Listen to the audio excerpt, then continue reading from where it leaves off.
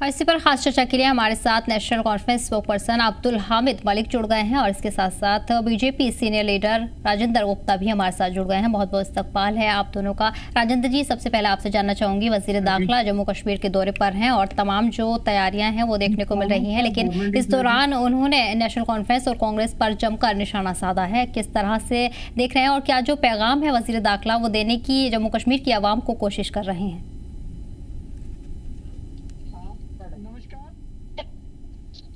हाँ नमस्कार जी, आपको मेरी आवाज आ रही है? जी, आपकी आवाज मिल रही है। हाँ, आज कल से 2 दिवसीय दौरे पे हमारे गृह मंत्री श्रीमान अमित शाह जी जम्मू कश्मीर के दौरे पे हैं। ठीक है राजेंद्र जी, मैं लौटूंगी आप तक। फिलहाल हामिद जी का रुख कर लेते हैं। हामिद जी, जिस तरह से वजीर दाखिला का जम्मू कश्मीर दौरा है और तमाम आप भी देख रहे हैं कि जमकर निशाना नेशनल कॉन्फ्रेंस और कांग्रेस पर ही बना हुआ है, किस तरह से देख रहे हैं आप उनके दौरे को? मैं पहले कहूं, ये लोकतांत्रिक मुल्क है, ये लोकतांत्रिक पर चलेगा। ये लोगों के ख्यालात है, जो लोगों की मांगे उस पर चलेगा। ये किसी डिक्टेटरशिप पार्टी पर नहीं चलेगा, क्योंकि बीजेपी एक पार्टी है, ये पूरा हिंदुस्तान नहीं है। हिंदुस्तान में ऐसी पार्टियां हैं और ऐसी पार्टियां हारती भी है और पावरलेस भी हो जाती है। मैं पहले अमित शाह जी से ये कहना चाहता हूं, आप कहते हो स्टेट सिर्फ हम देंगे, क्यों? आप कौन हो? ये हिंदुस्तान का कॉन्स्टिट्यूशन हमें देगा। हमारे कॉन्स्टिट्यूशन ने इजाजत दी थी। आप बोलते हो कि 370 गया, कैसे गया? जब लोग चाहेंगे वापस लाएंगे। कॉन्स्टिट्यूशन पर चलने वाला मुल्क है और हम लेकर रखेंगे इसको। आप तब भी कहते थे जब किसान बाहर निकले थे कि हम नहीं देंगे, फिर माफी क्यों मांगनी पड़ी? तो आप ये मत बता दीजिए, ये डिक्टेटरशिप पर मुल्क चलने वाला नहीं है। ये सिर्फ लोगों की उमंग और लोगों की ख्वाहिशात की तरफ से चलेगा। ये लोग जो चाहेंगे, जो इंडिया में जो मुल्क में चाहेंगे वही होगा। आपके ये कहने से नहीं होगा कि हम नहीं देंगे। आप कौन होते हो? आपको हमने रखा है, होम मिनिस्टर बनाया है हमारी खिदमत करने के लिए, डिक्टेटरशिप करने के लिए नहीं। तो आपको देना पड़ेगा, क्योंकि हम लेंगे आपसे। ये हमें कॉन्स्टिट्यूशन ऑफ इंडिया नहीं दिया था, ये कोई रशिया और चाइना ने हमें नहीं दिया था। और हम वो सारी चीजें लेकर रखेंगे जो कॉन्स्टिट्यूशन ऑफ इंडिया ने हमें अलाउड की थी। और दूसरी बात, आप सिर्फ ये कहते हो कि इन्होंने लूटा, उसने लूटा, इसने लूटा। अगर लूट खसूट उन्होंने बनाई है, आप होम मिनिस्टर हो, आपके पास डॉक्यूमेंट होंगे, आपके पास पुलिस है, आपके पास आर्मी है, आपके पास सारा सिस्टम है, तो पकड़ते क्यों नहीं? उनको अंदर क्यों नहीं करते? ये झूठी कहानियां स्टेज पर बताने से कश्मीरी लोगों को या जम्मू के लोगों को धोखा मत दीजिए। ये समझते आप कितना झूठ बोलते हो, क्योंकि आप 10 साल से झूठ बोलते आ रहे हो जम्मू कश्मीर के लोगों को और पूरे हिंदुस्तान के लोगों को। हिंदुस्तान के लोगों ने आपके खिलाफ लड़ी और आपको कमजोर करके रख दिया पार्लियामेंट में। अब जम्मू कश्मीर के लोग आपके खिलाफ लड़ाई लड़ेंगे और आपकी आइडियोलॉजी को जम्मू कश्मीर से उखाड़ कर फेंकेंगे। जी बिल्कुल, ठीक है आमिर जी। राजेंद्र जी, अब आप अपनी बात रख सकते हैं और साथ ही इन सभी इल्जामात का भी जवाब दे सकते हैं।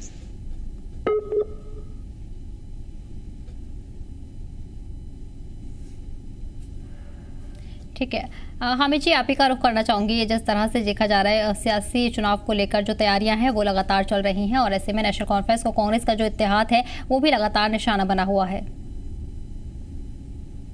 निशाना तो ये बनाएंगे, इनको पता है ये कमजोर नहीं है, ये ताकतवर है। लोगों का भरोसा एमसी और कांग्रेस अलायंस पर है, इसलिए ये हमें टारगेट बनाना चाहते हैं।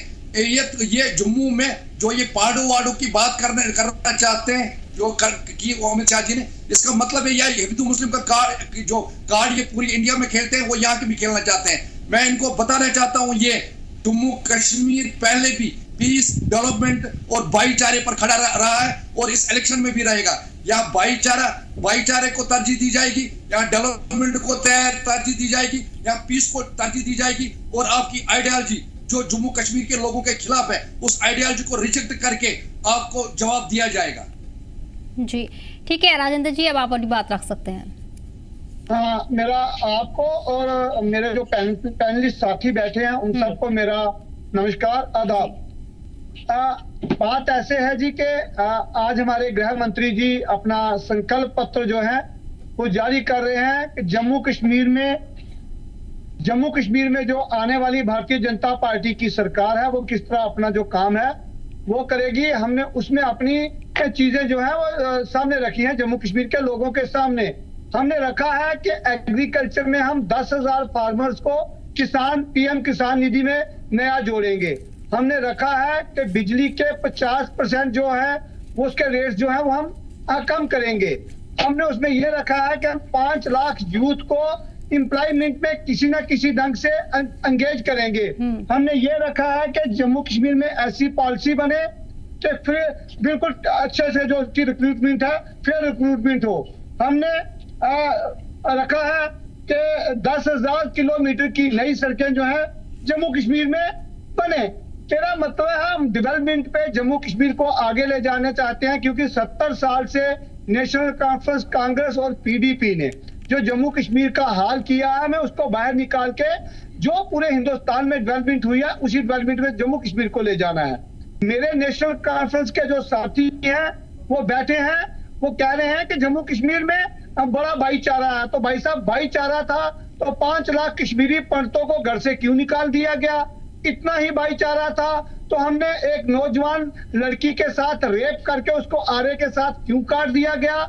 मैं कहूंगा टीवी पे बैठ के भाईचारे की बातें करना बड़ा आसान है, हमें इंप्लीमेंट करना है। आप सरकार में रहे, 70 साल सरकार में रहे, ऐसे हालात आपने बना दिए कि बच्चों के हाथ में पत्थर, गोली, बंदूक, बम, इसके बिना कोई चारा नहीं रहा। जी ठीक है हामिद जी, एक तो सबसे पहले राजेंद्र जी के इल्जामात पर आपका रुख जानना चाहूंगी, साथ ही वहीं बीजेपी का मैनिफेस्टो जो जारी किया गया है उसको किस तरह से देख रहे हैं, क्योंकि उसमें भी आवाम के हकों और खासकर जम्मू कश्मीर के डेवलपमेंट को लेकर बात की जा रही है। पहले मैं बता दूं, जो ये 5 लाख बोलते हैं यहाँ से गए, क्या हमारे साथ जाती नहीं हुई? क्या यहाँ कश्मीरी नहीं मरे? आपको एक साइड याद आता है, क्या यहाँ 1 लाख लोग नहीं मरे? क्या मुखबिरी के नाम पर नहीं मरे? या टेररिज्म में नहीं मरे? अब एक साइड की बात क्यों कर रहे हैं? हाँ, हम बोलते हैं, हमें एहसास है कि हमसे आया नहीं गया, हमसे उस वक्त हम हुकूमत में नहीं थे। 87 में 96 में हम हुकूमत में आए तो वो जम्मू गए, मगर हमें बता दीजिए जो यहाँ लोग मरे, जो एनसी के 20,000 के करीब वर्कर मारे गए, उनके बारे में आपका ख्याल क्या है? वो वहां गए और बच्चों को पढ़ाया, यहाँ के बच्चों का ख्याल किसको रहा? या बच्चे तबाह हो गए। आप बोलते हैं यहाँ डेवलपमेंट होगी, ड्रग एडिक्शन में नंबर 1 है, या अनएम्प्लॉयमेंट में नंबर 1 है, या जो इकोनॉमिकल ग्रोथ थी हार्टिकल्चर की, वो आपने उसकी कमर तोड़ दी। आपने जम्मू की कमर तोड़ दी, आपने सेक्रेटरी का मुंह बंद कर दिया, जम्मू का इकोनॉमिक सिस्टम आपने बिगाड़ दिया, आपने टोल प्लाजा लगा दिए, उसमें इकोनॉमिक सिस्टम हमारा हिल गया, आपने प्रॉपर्टी टैक्स लगा दिया, उसके बारे में क्या कहना चाहते हो? आपने जम्मू का रोजगार छीन लिया, आपने लैंड और जॉब सिक्योरिटी छीन ली। अब ये कहते हो अब मैनिफेस्टो की बात करें। मैनिफेस्टो का मतलब ही इनका है झूठ। इन्होंने क्या 15 लाख रुपए आए हमारे जेब में? क्या गैस 300 रुपए में हमें फिर मिला? क्या पेट्रोल 25 रुपए 30 रुपए में मिला? क्या डीजल 20 रुपए में मिला? ये सिर्फ झूठी दास्तान, क्योंकि अमित शाह जी की बात पर और मोदी जी की बात पर उतना ही यकीन जम्मू कश्मीर के लोग करते हैं जितना चाइना के माल पर करते हैं। और ये दूसरी बात बोलते हैं कि इन्होंने रेल भेज दिया, सेल भेज दिया, एयरपोर्ट भेज दिया। अब क्या चाहते हैं? जम्मू कश्मीर के लोगों की किडनी निकाल कर एक्सपोर्ट कर दें, उनको भी भेजें। तो इनकी बातों पर और के मैनिफेस्टो पर कोई भरोसा नहीं है। मैंने पहले ही कह दिया, ये लोकतंत्र मुल्क है, कॉन्स्टिट्यूशन ऑफ इंडिया पर चलने वाला मुल्क है, और ये डिक्टेटरशिप चलाते हैं। ये कॉन्स्टिट्यूशन ऑफ इंडिया को तार इन लोगों ने किया, और ये देखेंगे, हम लेकर रहेंगे वो चीजें जो हमने मैनिफेस्टो में लिखी है, क्योंकि वो कश्मीर के लोगों का हक है। कश्मीर के लोग का हक हम लेते रहेंगे, क्योंकि लोगों का एतमाद हम पर है, लोगों का यकीन हम पर है, इसीलिए ये डरे हुए हैं और हिंदू मुस्लिम की बात कर रहे हैं। ये अपने डेवलपमेंट की बात करें, 2014 से इन्होंने किया, करें ना उस पर बात, तो लोग खुद बता देंगे इनको वोट किसको देना है। हम पर यकीन है, कांग्रेस पर यकीन है लोगों का, क्योंकि उन्होंने देख लिया है 14 से पहले कि हम महफूज थे, हमारे जो कॉन्स्टिट्यूशन राइट्स थे वो महफूज थे। वो कॉन्स्टिट्यूशन राइट्स इन्होंने लेकर कश्मीर को तबाह कर डाला है, और यहाँ के लोगों को बेरोजगार किया है, और यहाँ का इकोनॉमिक सिस्टम तबाह किया है, या ड्रग एडिक्ट लोगों को बनाया है, या जॉबलेस लोगों को बनाया है, या हार्टिकल्चर की कमर इन्होंने तोड़ी है, या व्यापारी की कमर इन्होंने तोड़ी है। आज वो सब लोग, वो यूथ जिनको जॉब अब नहीं मिलती, वो खुद निकलेंगे, खुद इनके खिलाफ वोट डालेंगे, और इस आइडियोलॉजी को और बीजेपी को जड़ से उखाड़ कर जम्मू कश्मीर के बाहर फेंकेंगे। जी ठीक है राजेंद्र जी, जिस तरह से कश्मीरी पंडितों का जिक्र आपने किया है, तो वहीं विपक्षी दलों की तरफ से लगातार बीजेपी पर भी ये इल्जामात लगते रहे हैं कि बीजेपी ने वोट की राजनीति के लिए कश्मीरी पंडितों का शोषण किया है, और अब जिस तरह से हामिद जी ने भी ड्रग एडिक्शन और रोजगार को लेकर तमाम सवाल भी खड़े कर दिए हैं। मुझे नहीं लगता कि हमने कश्मीरी पंडितों का शोषण किस तरह से किया है। कश्मीरी पंडितों को अपने घर से 5 लाख लोगों को घर से निकल के दर बदर होना पड़ा। हम तो चाहते हैं कि कश्मीरी पंडित वापिस कश्मीर में जाए, अपने घरों में जाके सेटल्ड हो, उनको वहां बसाया जाए। नेशनल कॉन्फ्रेंस इस पे बात नहीं करती। मैं कह रहा हूं, वो कहते हैं कि हम जो कहते हैं वो करते हैं। भाई साहब, आप तो कहते थे कि रायशुमारी होगी, नहीं हुई। आप कहते थे कि P53 होगा, नहीं हुआ। आप तो कहते थे हम झंडा वापिस लाएंगे, नहीं हुआ। अब लोगों के साथ एक नया झूठा वादा आप कर रहे हैं कि हम 370 को वापिस लाएंगे। भाई साहब, मैं कहता हूं कि आपने कि जम्मू कश्मीर के असेंबली में कौन सी ऐसी ताकत आ जाएगी कि आप 370 को वापिस ले आएंगे। मैं कह रहा हूं, ये बात करें बिजली पे, ये बात करें अनएम्प्लॉयमेंट पे, ये बात करें कि मिलिटेंसी किसने लाई, ये बात करें कि कश्मीर की खुशहाली को किसने आग लगाई।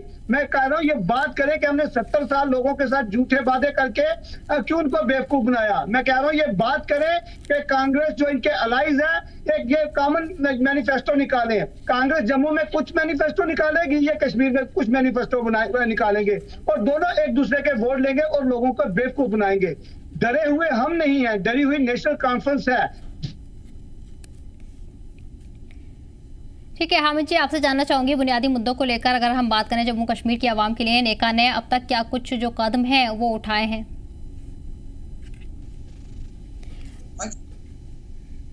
जी हामिद जी, आपसे जानना चाहूंगी अगर बुनियादी सहूलतों की बात करें, हम बुनियादी मुद्दों की बात करें जम्मू कश्मीर के आवाम के लिए, तो नेशनल कॉन्फ्रेंस की तरफ से अब तक क्या कुछ कदम उठाए हैं? और जिस तरह से कश्मीरी पंडितों का जिक्र छेड़ा गया है, तो उसको लेकर भी अब जो मैनिफेस्टो नेशनल कॉन्फ्रेंस ने जारी किया है उसमें क्या कुछ कश्मीरी पंडितों के हक में है?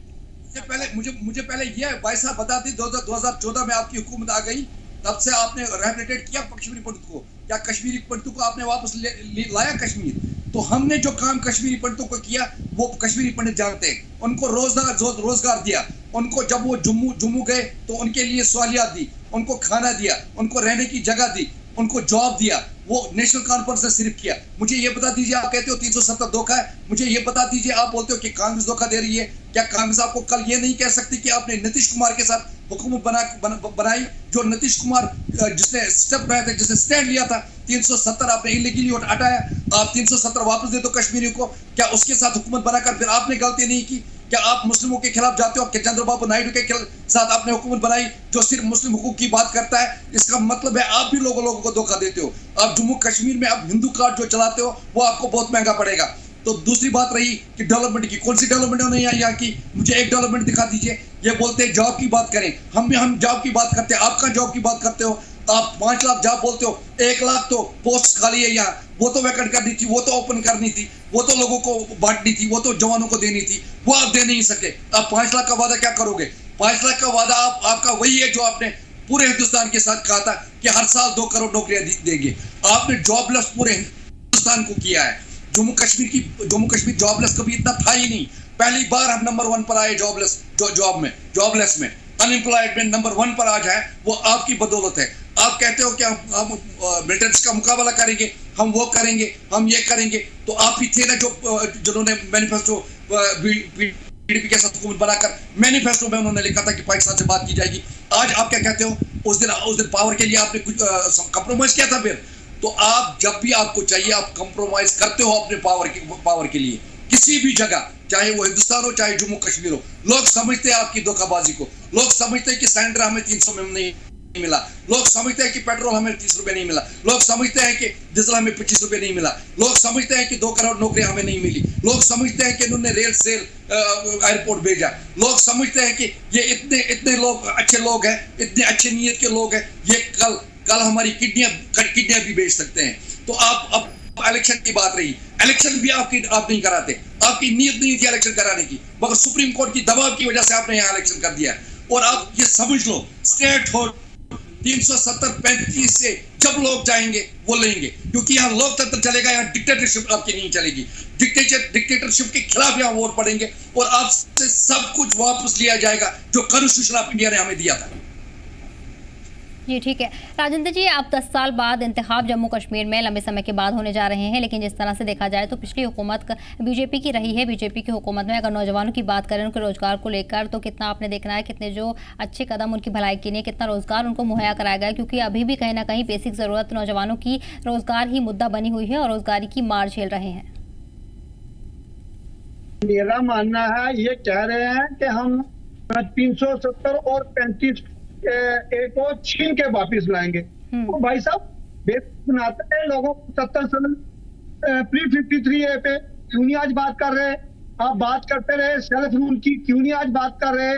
आज आप बात करते रहे दो झंडों की। मैं कह रहा हूं इनके साथी कांग्रेस के जवाब दें कि क्या उनको फिर से यहाँ पे दो झंडे मंजूर हैं? क्या उनको यहाँ पे एक अलग से प्राइम मिनिस्टर मंजूर है? क्या उनको सुप्रीम कोर्ट और पार्लियामेंट के कानून कश्मीर में मंजूर के नहीं है? मैं ये कह रहा हूँ ड्यूट फेस लेके जम्मू कश्मीर के इलेक्शनों में उतरे हुए हैं। जम्मू में कांग्रेस को उतारा हुआ है अलग बात करने के लिए। कश्मीर में ये खुद जो है लोगों फिर जो है उसी गंदगी की तरफ ढकेल रहे हैं जो इन्होंने पिछले 30-40 साल लोगों के हाथों में पत्थर, बंदूकें और बम दी। सिवा लाशों के इन्होंने कश्मीर के नौजवानों को कुछ नहीं दिया।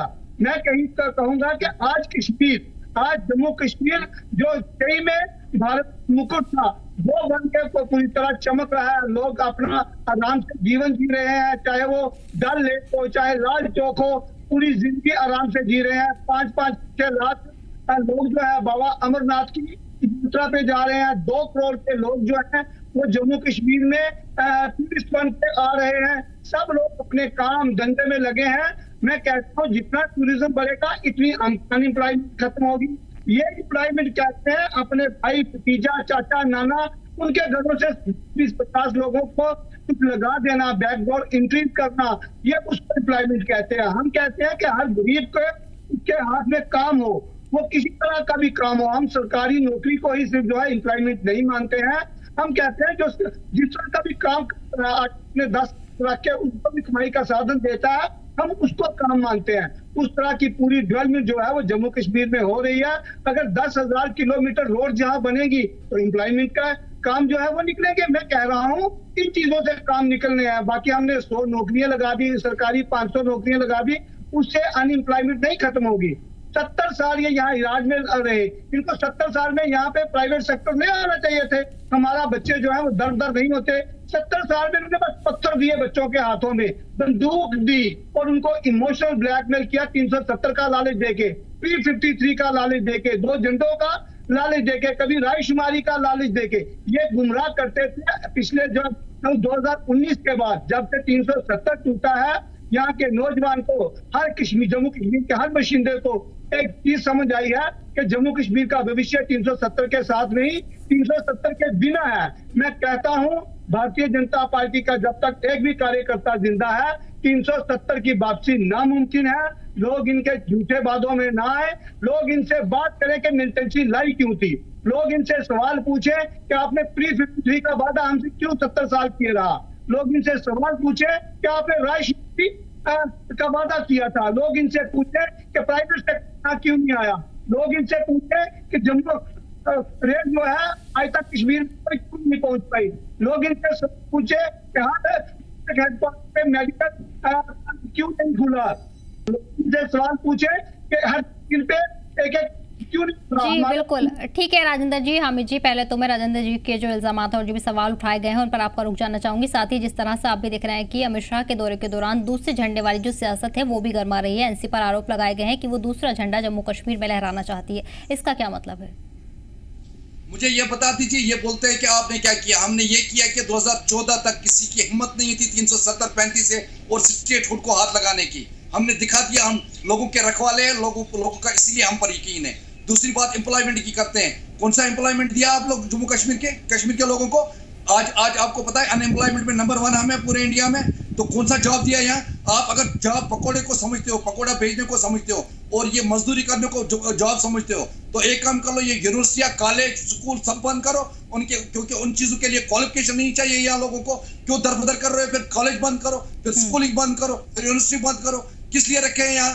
तो आप ये मत बता दीजिए किसी को, कश्मीरी को समझ आता है आप अनएम्प्लॉयमेंट किसको कहते हैं, एम्प्लॉयमेंट किसको कहते हैं। लोगों को समझ आता है कि आप वहां पहुंचाना चाहते हो हमें, हम मजदूरी पर पहुंचाना चाहते हो। ये आपकी नीयत है। आप चाहते हो कि जम्मू कश्मीर के लोग भिखारी बने, वो पकौड़े तलें, वो होटलों पर बैठे, वो सड़क पर बैठे, वो मोजे बेचे, वो जैकेट बेचे सड़कों पर। आप चाहते हो एक पढ़ा लिखा जवान यहाँ चाय बेचे। आप चाहते हो ये कश्मीर के साथ करना, जम्मू कश्मीर के साथ करना।